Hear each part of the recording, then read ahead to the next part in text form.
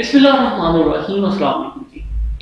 इस वीडियो में मैं आप लोगों के साथ एक बहुत ही अहम चीज़ को शेयर करना चाहता हूँ। जैसे कि हमारे पास कुछ लोग आते हैं और उनकी शिकायत ये होती है कि हमारे बच्चे हमारी रिस्पेक्ट नहीं करते, हमारे बच्चे हमसे ऊंचा बोलने की कोशिश करते हैं, हमारे बच्चे हम पे गुस्सा करते हैं, हमारे बच्चे हमारे से बदतमीजी करते हैं वगैरह वगैरह। तो यहाँ पे मैं आप लोगों से एक बात शेयर करना चाहूँगा।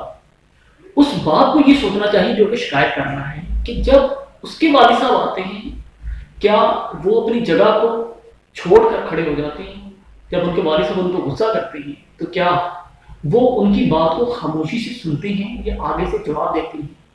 क्या जब उनके वालिद साहब उन पर गुस्सा करते हैं वो अपनी आवाज़ को, अपने वालिद की आवाज़ को ऊंचा करता है या खामोशी से, आजिज़ी से बात को सुनता है?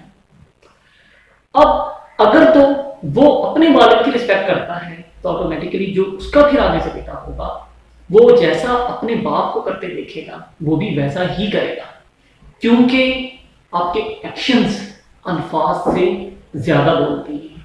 तो जरूरत है कि आप अमल की तरफ तवज्जो दीजिए।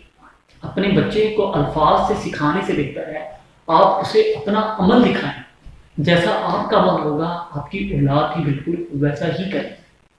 अगर आप मेरे साथ इस बात पे मुत्तफिक हैं तो इस वीडियो पे अपनी कीमती राय का इजहार जरूर कीजिएगा, इस वीडियो को शेयर कीजिएगा, दूसरों का ख्याल रखें ताकि लोग आपका ख्याल रख सकें।